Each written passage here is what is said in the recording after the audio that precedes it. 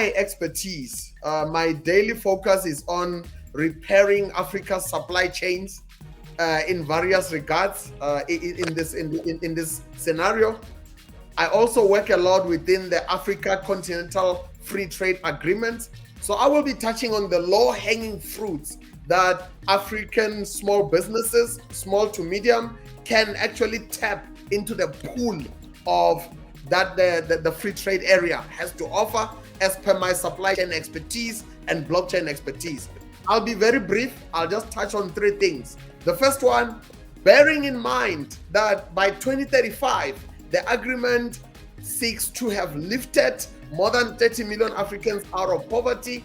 And second, but not least, the agreement seeks to add to our continental grid $450 billion in intra-Africa trade. Last but not least, the agreement seeks to actually lift up or clean up the image of the Made in Africa brand. Now, that's just the policy, on a policy level.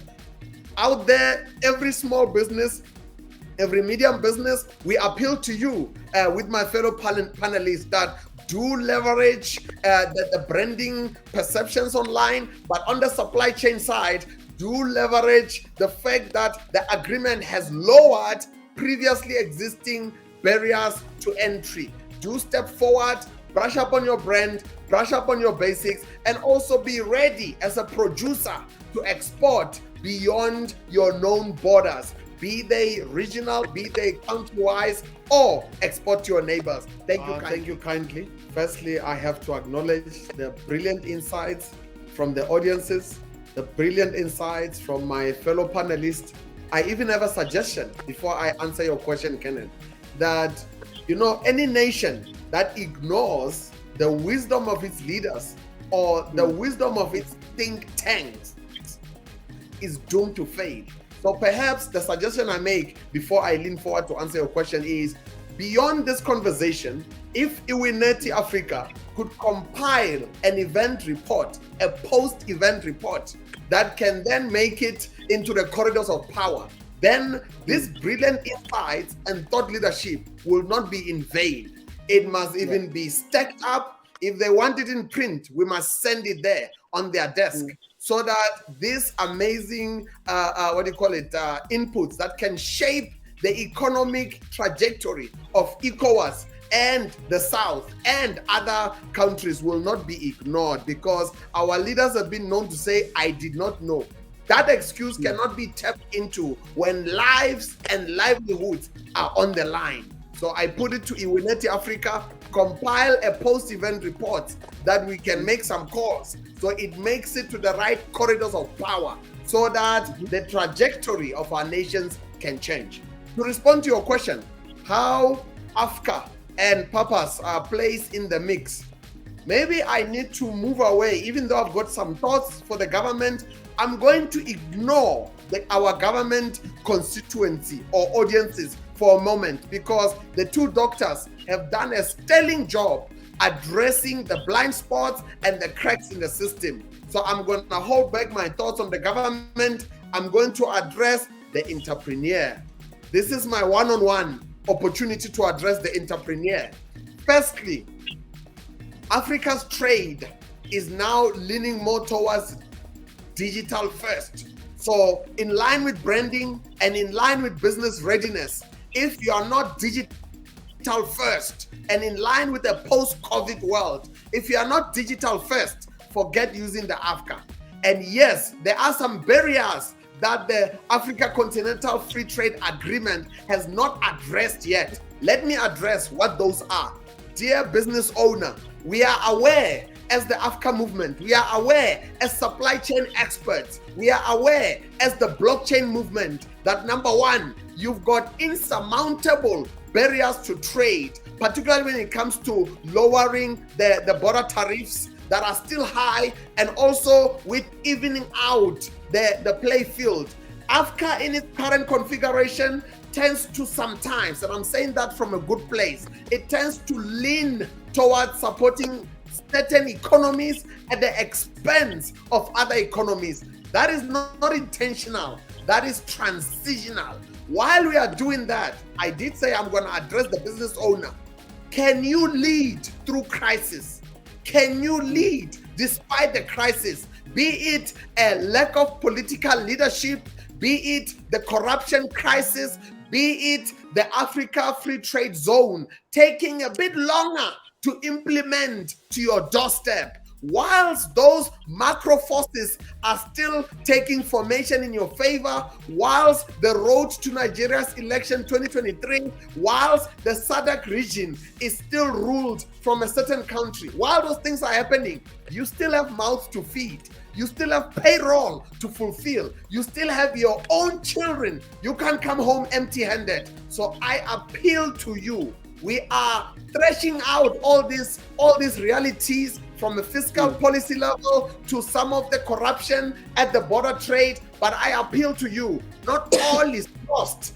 Control what is inside your four walls. It might not seem like much. It might seem like you are fighting a losing battle. But I appeal to you, while these leaders on this panel and other panels are reshaping the continent, are repairing the continent's value chain, I appeal to you to not lose hope and do prioritize whatever e-commerce is available to you and whatever means are available to you, because there is a market to be accessed within your borders and beyond. So I just wanted to address the entrepreneur to say not all hope is lost. From an entrepreneur to another, hang in there. While we are repairing the continent, make sure that your children don't begin to beg for bread. Thank you kindly. Thank you kindly. Thank you kindly.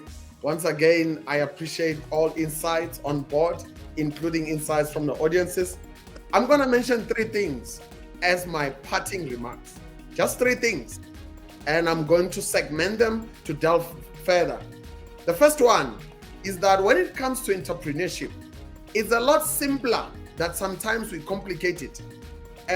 My historical muscle memory before blockchain is in management consulting. So I have been, even in my corporate days, even when I left Deloitte as my last corporate role, left on very good terms. I still have relationships with my Deloitte family. Even when I left there, it was always, how do you distill and simplify the situation at hand? Whether we're dealing with a large state-owned enterprise, or we are dealing with a multinational, or we are dealing with an SME, it always drills down. Business drills down to the rider, the horse, and the racetrack. That's it. And I'm going to break it down so I don't sound like a philosopher. I'm a businessman, I'm an entrepreneur, I'm a blockchain expert. So I always like to distill and be practical like my fellow speaker. On the horse, you know what? There might be forces that you cannot control, but your horse must remain healthy. What is your horse? It's your business. It's your brand. It's your cash flow. It's the flow of your business. Your horse cannot afford not to be healthy at this time. There is COVID out there. There is corrupt forces, but your horse, focus on your horse to make sure that your horse is a thoroughbred. Your horse is ready to bolt out. Your horse is ready to compete, not with Nigeria, but with Netherlands, because we have gone global. We are not competing locally anymore. We are competing without borders. We must unite together, but we must compete with our neighbors. It must be a fair fight. You know, after we win, we can extend our hand and say, it's nothing personal, it's just business. You know, our horse is how clean are our passports. We must clean our passports. That is happening at a macro level. At a micro level, let me conclude some points on the horse before I go to the rider, the entrepreneur. If you are a business leader, you know you've got an incentive now. Now that COVID is happening, you've got an incentive to improve your sleep at night. What do I mean? Your sleep is gonna be improved by the forces you control inside your four walls. What do I mean by that? If there was a sex pest in your workplace, if there was a sex pest on the loose before COVID, you need to now put an end to that sexual harassment in your workplace, because we can't point all the fingers to the government, but there is a sex pest on the loose among your team. That is contaminating your horse, number one. Number two, if there was a sales expert in your team who to them sales is asking for brown envelopes, it's time to let them go, because you will not sleep well if you keep collecting brown envelopes. So clean up your books, clean up your reputation, and clean up the workplace. You can't say, I hire women, I am diverse, but you allow women to be harassed by sex pests in the workplace. For you to benefit from the think tank of the amazing women around you, make sure you defend them, you protect them to keep the horse healthy. No horsey business around. Keep your business healthy. Last but not least, do not cheat on your wife. I'm talking to African men now. It's about integrity. If you cheat on your wife and you can't sleep better at night, you can't blame the government. You can't say it's my president. It is you. You are making the walls around you to be smaller. Be honest so you can sleep better. So you don't wake up next to the enemy. You are scared. No, she's checking my phone. No. Fix the horse. Fix the integrity. Let me talk about the rider. I've already started. You, the horse rider, you can't afford to have the likes of the good Dr. Nameka give wisdom and insight, and you don't show up for the mentorship. You need to have clear vision. Yes, the country may be falling apart, but you must not be falling apart. The world around you could be falling apart, but your house must hold. That's why we call it household, you see? It must hold. So make sure that no funny business at work, and make sure that you have got clear vision, you've got clear principles and integrity, because the buck stops with you. Last but not least, the racetrack.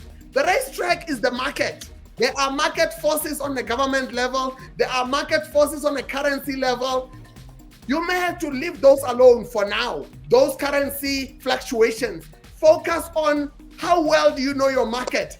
Are you submitting proposals that are sick? Or is your proposal telling the people out there, he or she is the best that I can get in the world? Don't compete with your neighbor.